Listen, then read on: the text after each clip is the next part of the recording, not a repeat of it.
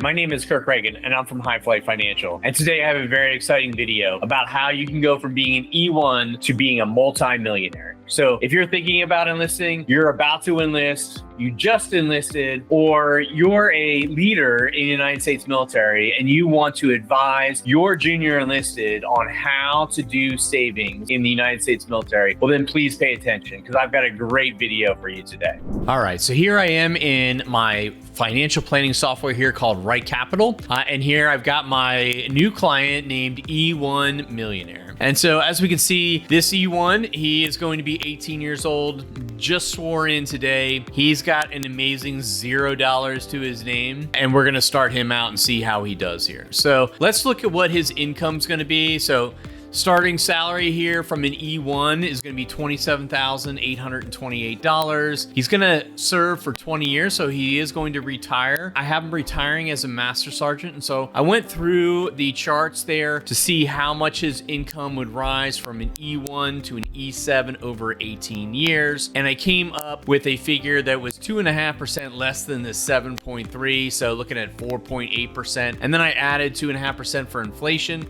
and got that annual increase there of 7.3. All right, so now the next one here is going to be just the Social Security. We had him retiring at age 67, and then also adding his BAH there. That is $20,520 for an E1. Again, I went through the numbers there and came up with about a 1.5% annual increase above and beyond the 2.5% for inflation, and that just accounts for the increase of going from an E1 to an E7. So that's why it's more than inflation there. And again, it ends after 20 years. And the big one here, it is tax-free, that BAH. Your BAS for a junior enlisted, that comes out to $5,589 annual amount there. I just set it equal to the annual increase because there is no increase in BAS as you increase in rank. I set it for 20 years, and again, that BAS is tax-free. I looked at the pension income. So the pension income at an E7, looking at above 18 years and then the 17 years, and got an annual amount there of $28,293 for that pension. It is for the life, it is general inflation, and it is compounded for inflation. So that's a big one. It's not just as simple, it is compounded, meaning that your increase for the following year will be based on the increased amount last year, not on the base amount when you first retire. I do have E1 as single, so there's not going to be any survivor benefit here. And then in the second career, so our E1 millionaire at the 20-year mark is going to start a second career. I had them basically started at the same salary, overall salary, as they would have had as an E7. I'm going to increase that at 3%, so a little bit above inflation to account for those gentle promotions that they would get along the way. And I'm going to have that income starting as soon as they retire there in 2045 and ending at their retirement. Next one is looking at expenses. So an E1 there, that pre-retirement expenses I have at $2,350, and they are single. All right, and now we're going to look at how they set up the savings. So it's very difficult for somebody who doesn't make a lot of money to start off with. And so I get asked this question a lot, is how do I even start? Well, the first thing I would keep in mind is with the new blended retirement, you get a 1% donation automatically. And then you get a 3% match for the 3% that you put in, and then you get a 50% match for the next two. So another way to look at this is if you put in 5%, the government is also going to put in 5%. So that's what I have here is I have E1 submitting that 5% contribution and getting that primary match of 5%. I do realize that these matches don't occur at the very beginning, but to keep things simple, I do have them starting at the beginning. It would make a very minor change in the end results, but in order to keep it simplified, I do have it starting right from the very beginning. All right, and then each year I'm gonna have E1 increase by 1%. So every year E1 is going to increase his contribution rate by 1%. So after 1 year, it's gonna be 6%, and then 7%, and then 8%, and then 9%, and then 10%, until they get to that 10%, and then they're gonna hold steady for the rest of their working career. So even in the second career, I have that going up at 10%. So 5% at the very beginning, escalate at 1% each year. Then by the end of the 5th year, you'll be at 10% and then leave it at 10% on. Now, please keep in mind, these aren't recommendations as to exactly what you should do. I'm just showing an example of what this one individual can do and how powerful starting early and working and making steady progress towards your goals can be. So speaking of goals, let's look at those. So for retirement age there, I had full retirement age selected for E1, and that's going to be at age 67. The other thing I threw in there was an increased lifestyle post-military. A lot of us, when we retire, generally there are some increase in expenses that come along with that. So I wanted to account for that. So an extra $12,000 each year after they get in retirement and they've settled into one area. And then the retirement expenses would be the same as before, but realize that it is getting adjusted for inflation over time, and the fact that they are still going to get this increased lifestyle in addition to that retirement. So what does that look like? Let's look at the retirement, and we'll look at a series of what's called these waterfall projections.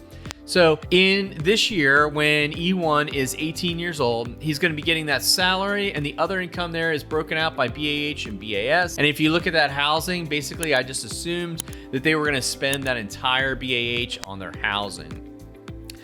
That's going to be their inflows, roughly $54,000. Their expenses, living expenses, make up around $28,000. The housing makes up another $20,000, and then a small amount here for federal taxes and Social Security. And then this is that planned savings amount. So when you look at that planned savings amount, that's just a little over $100 a month. So very doable for an E1. And I just have them spending the unsaved cash flows.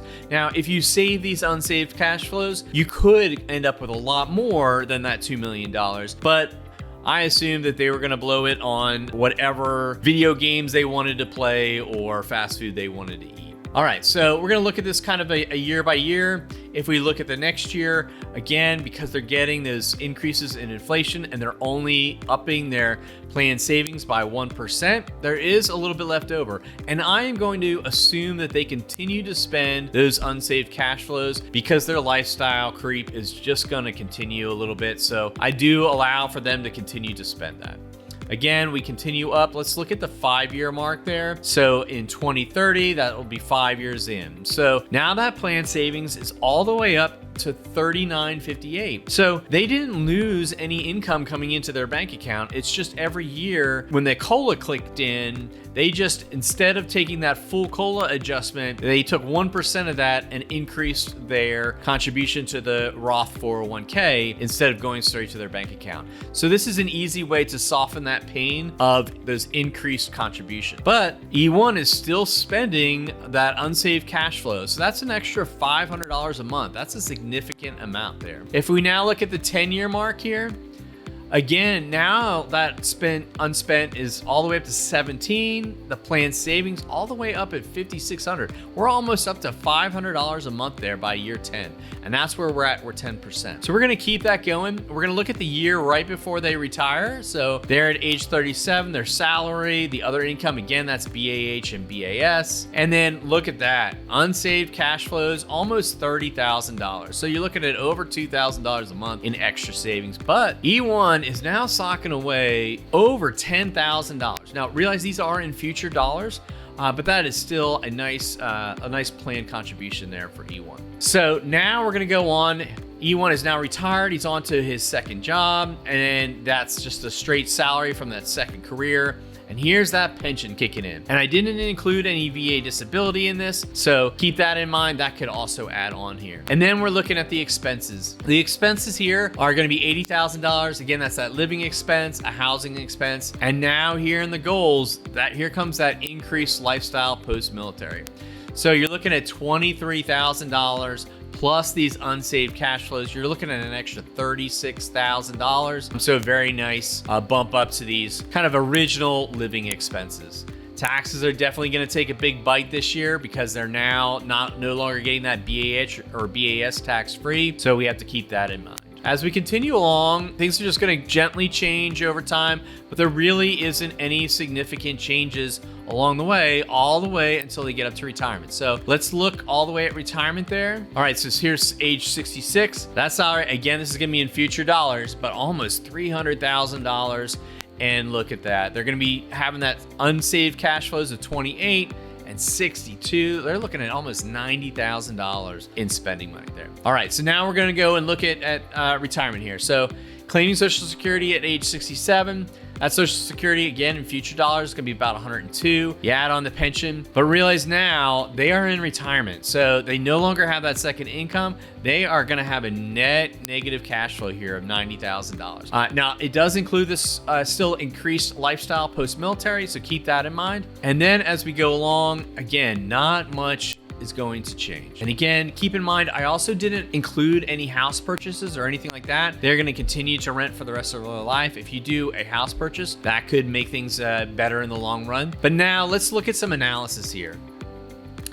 So here we go. When we look at this confidence interval, so here's where I get to $2 million is the median amount for E1. So according to this savings plan, they will have $2 million by the time that they retire. So this is age 66. At the end of age 66, E1's birthday is on January 1st. So they'll immediately start that withdrawal there from the accounts at that point. But he goes from being an E1, saving 5% of his income. He just increases that up to 10%, and he gets all the way up to $2 million.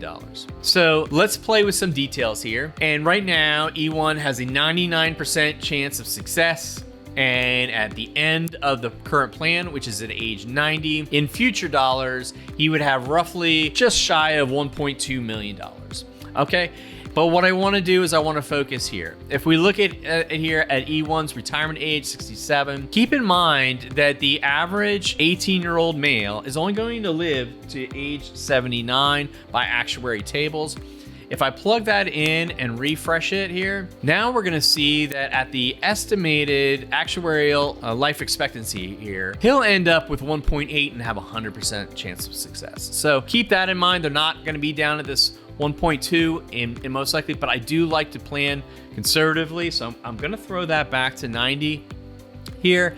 And then the next thing I want to do is I want to show you, hey, what happens if instead of just upping it by 1%, because generally our raises are at least, our cost of inflation is at least 2%. So I'm going to throw 2% instead into each of these. Now, that is still assuming that every time E1 gets promoted, that additional pay just goes towards spending money. But those cost of living adjustments each year, that's going to go to those Roth contributions there. So now if we plus this up to 2%, now that's going to be a total of 10% plus his original 5. So he would be at 15%. So if we do 15% now he's all the way up to $3 million. So still 100% chance of success. And what I really like about this is now let's start thinking about early retirement. All right, so if we set that at 63 now we're looking at a probability of success of 74%. That is a much lower number there because again, you're getting down into the 70%. There's nothing wrong with 70% in a financial plan. It's not a C. It's actually more of a target. You don't necessarily want 100% because you're going to leave a lot of money on the table when you die, and you don't want a 0% because then you run the risk of outliving your money. So 74%, not bad. We're retiring at age 63 by plussing that up. So a full 4 years earlier. The other things I want to show is just a glimpse of, hey, what if we did an optimal strategy here of 70 for retirement and for our tax strategy. This is doing some Roth conversions, things like that. But I can take that 74% and I can bump it all the way up to 93%. So those are some values that we'll talk about in other videos. Well, I hope you really enjoyed that rundown on how E1 Millionaire went from being an E1 with $0 in net worth to over $2 million. And so please, I hope you enjoyed today's video. If you liked it, go ahead and give it a thumbs up. If you want to hear more videos like this, go ahead and subscribe to my channel. And please throw in some comments on what you liked and didn't like about the video. And if you've got any ideas about any future videos, go ahead and throw them in those comments. I'd love to hear from you. Information provided in this video is for educational and informational purposes only and does not constitute financial, investment, tax, or legal advice. I am not your financial advisor, and you should consult with a qualified professional before making any financial decisions. All investments involve risks, including the potential loss of principal. Past performance is not indicative of future results. This video does not endorse any specific investment or strategy. By watching this video, you agree that I am not responsible for any financial outcomes based on the information provided.